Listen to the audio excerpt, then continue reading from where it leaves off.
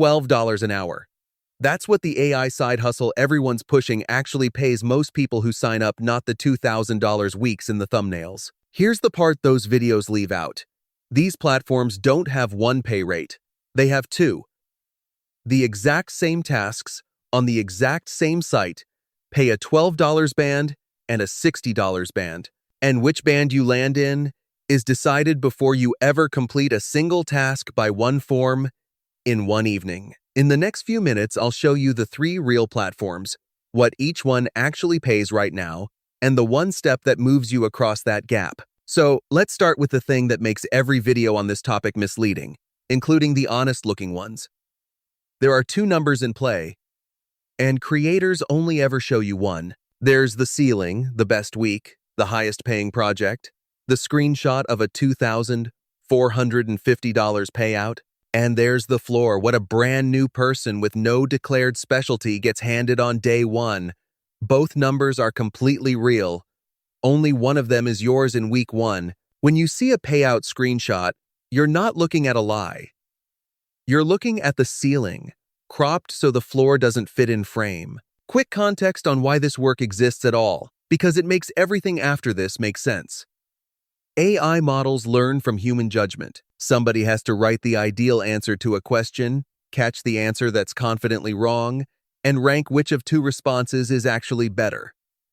That is the job. It is real work, there is real demand for it, and the entry tier genuinely requires no degree and no coding. That part of the hype is true, and I want to be clear about that before I start taking things apart. Platform 1 is DataAnnotation.tech. And it's the most honest starting point of the 3 because it does the thing I just described right on its own homepage. It splits the rate in 2 before you even apply.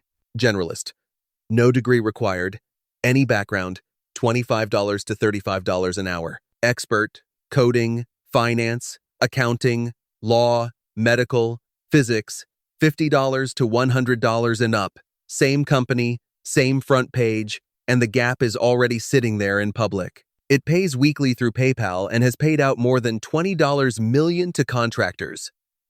So the track record is real. The reality check nobody includes.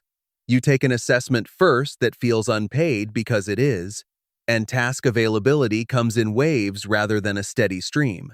If you have never done this kind of work before, this is the one to start with. Platform 2 is Outlier.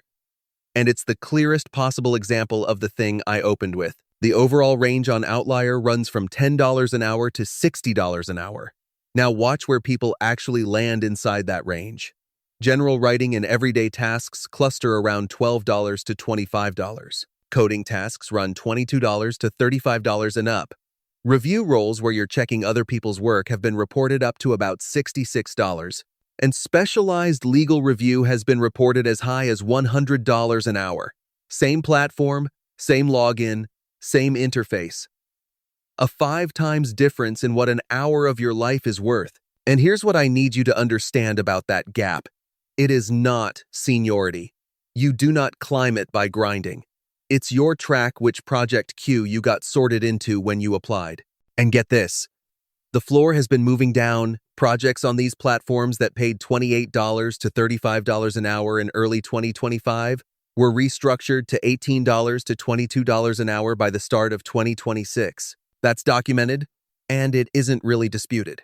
Think about what that means for the standard advice. Just sign up and put in more hours is running up an escalator that's heading the other way. Every month you spend in the general track is worth slightly less. That's why the next 60 seconds matter more than anything else in this video. So, here is the one step. Declare a specialty before you start, not after. When you apply to any of these platforms, you either pick or get matched to a project track, and that track sets your rate for everything that follows. Most beginners click straight through the general track because it is the fastest path to a first task and a first dollar. That decision, made in about 4 seconds, is the one that sets your rate for the next 6 months. Instead, spend one evening qualifying into a track where you already have a genuine edge. 4 options in order of how much they move your rate. 1. If you write any code at all, even badly, even self-taught, Go for the coding track. This is the single biggest rate jump available on these platforms, and the bar is lower than you think. You're evaluating and correcting code, not shipping production software. 2. If you have a professional domain: nursing, law, accounting, teaching, logistics, finance, go for the expert track. Your day job is the credential. The thing you find boring about your own field is exactly the thing these labs are short of. 3.